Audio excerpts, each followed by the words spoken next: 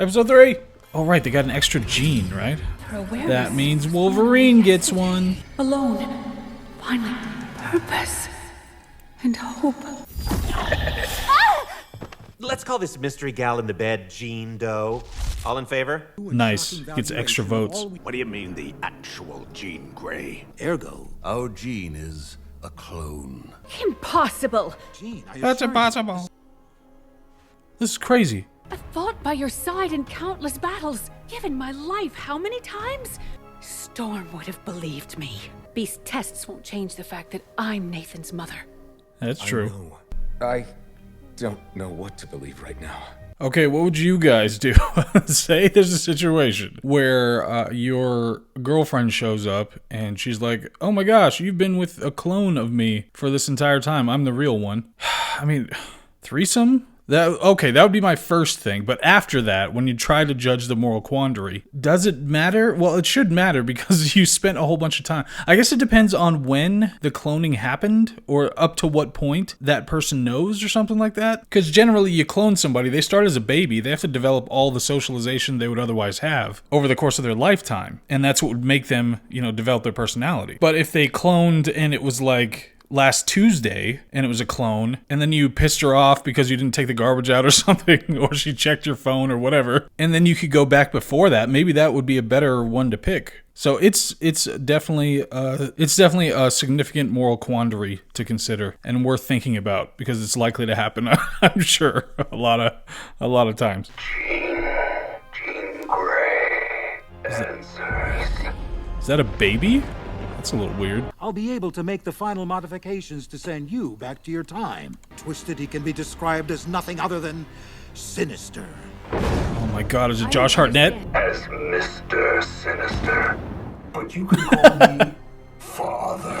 Okay, well, so a bunch of stuff just happened. So he called me described as Sinister, and then that's his name. It's like Jacob Sinister.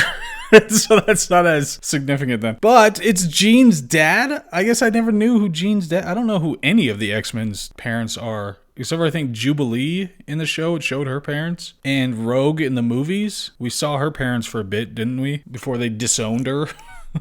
Because she was sucking up every guy.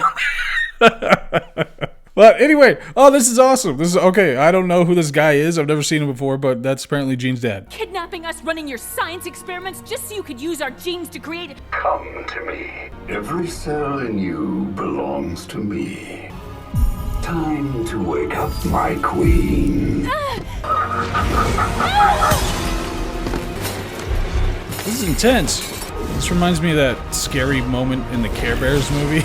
Do you guys see that? Tell me your dark desire. Okay, so I'm just gonna say it. I don't want to have to say it because I like Jean a lot, but evil Jean is kind of hot, right? I mean, like significantly hotter than regular Jean. So the big winner of this whole situation might end up being Wolverine. Even though he's like a short king, I think he has a big chance right now to get a huge leg up in life with the evil Jean. If she's a sociopath and goes around killing people and all that stuff, then it's something they're gonna have to talk about. They're gonna have to go to counseling or something to work that out. But still, she's really hot. So...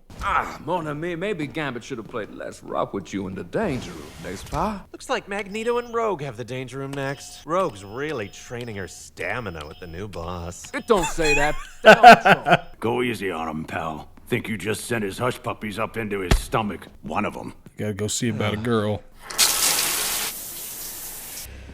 It's like a horror movie. Do you see that? One too many redheads for you. Always with the jokes, eh, Morph? Is she messing with everybody? I found myself a real man. Alright, you might have dodged a bullet there, Gambit. Whoa! Not again!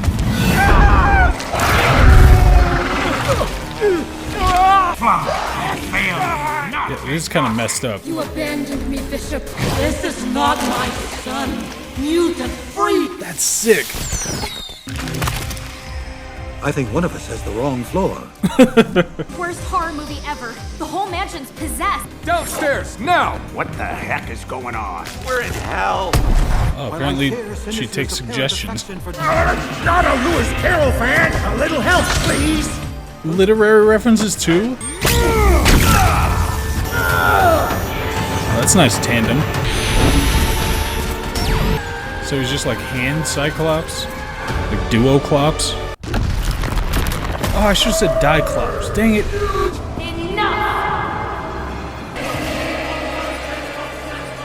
Oh my gosh, like choral voice. What does he even see in you? Oh, I was like, how is he gonna be able to tell the two different, the real Jean from the other Jean? And then she showed up and she's dressed very obviously as, you know, the evil one. So that helps. Much appreciated. Say my name, Scott. No, yeah, you were banging her recently. I am beyond. I am the Goblin Queen.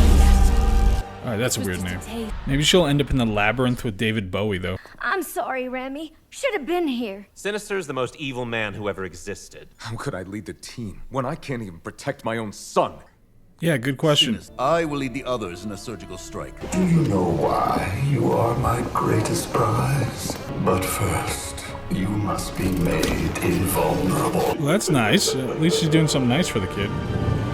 Decent babysitter. I knew you'd follow, Scott. Don't hurt her, okay? Let's just work this out. Oh no, did she take over Morph's mind? Yes. Give us the boy, you brimstone clone. Oh, there's that trash talk. I applaud your magnetism. But my telekinetic charm Oh, true, yeah, she does have a one up there. Oh. Don't worry. Oh, nice. You'll bleed. They've reconciled. Oh, what? Darling. Pain! I must help! You will. I remember you. Keep going. Deeper. I have to go. My dear, you are not going Do that anywhere. Hawk Tua. Your body's in no... Whoa, she's just like transferred there? I was Phoenix. Me! Power incarnate! Is that all you can remember? Do you know who I am, Jean? It felt like the first day of the rest of my life. You are nothing! Is this Death Stranding? Did she get vicariously impregnated? Oh, what is going on? Oh, Scott. Oh, flashback? Ever take that away from you. This is the greatest moment of my life. Let's go save Nathan. Impossible. You stay away from our son! Oh, that's impossible! I almost missed it. He was gonna ultra power him. Should just let him do that first.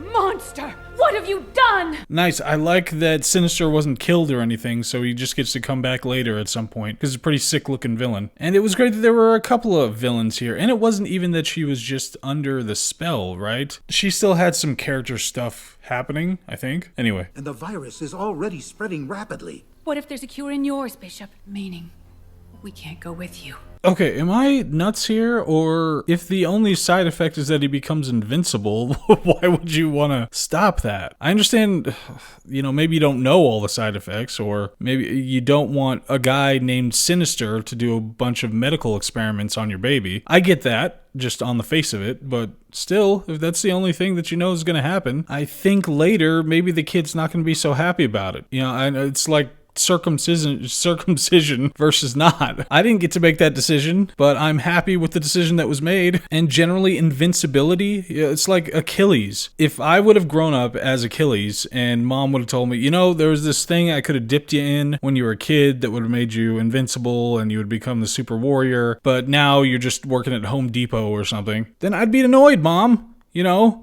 It's like that should be a choice that you get to make. So I don't know. Maybe I missed something about why it's a bad thing. Any of you know how it feels to be abandoned? I can't be a part of this. Some Scott character. We love you so much, Nathan. This is kind of a cool setup. He's got to go off with Bishop into the future and figure stuff out. Wait. All we have now is the future. Take care, Jean. Farewell, Madeline. Farewell, Jean. Madeline Pryor? Where did that come from? No relief in sight. Storm! Norm! I'd like to help you get back what you've lost. So what have we here? We have some actual attempts at storytelling. You don't really see much of that nowadays. Because this was made recently, wasn't it? I feel like it was. But you have, one thing that's great is that you have consequences for things that happen within the story. It was cool to have Sinister and him being in the background trying to make Super Baby. And it was cool to have an extra Jean Grey. And they were clones. You don't really know which one's the clone, which one's the real one. And how much they spent time with Scott. Jean should probably be pretty pissed though. Like, I know it's a very special situation, but still, she should have some questions. Like, nothing stood out to you, nothing was different about her that you would know. So if I had a twin, then this would just be okay. And all that funhouse, Halloween-y stuff that happened when she was messing with their minds just looked awesome. It just looked really, really awesome. And that's tough to do nowadays. People have seen everything. So it was just really cool looking. I like that different characters have different roles. And now Bishop's gone because he's just rolling with this bastard kid. And Storm's heading back the other direction, maybe figure some stuff out. It doesn't overuse Wolverine or like fan favorite characters or anything, which is something that doomed like the Pirates of the Caribbean movies. That was one thing that came out in those, where you had the side character who became such a huge fan favorite. They just overemphasized him for all the rest of the movies, and it became a whole bunch of trash. But they're not doing that with Wolverine here. Beast gets major role in the thing. Magneto, Scott's kind of the central character, and we learn a little bit more about his background and his character in general, the kinds of weaknesses that he has. So there's just a lot of good stuff going on in this episode. I don't give a flying. I don't know I don't know what scores this got on anything, and I didn't expect anything from it, and I don't know how other people think of it, but this is actually really, I love the animation, and it's well written to a surprising degree for this kind of a show. So I'm just really enjoying it. Next one.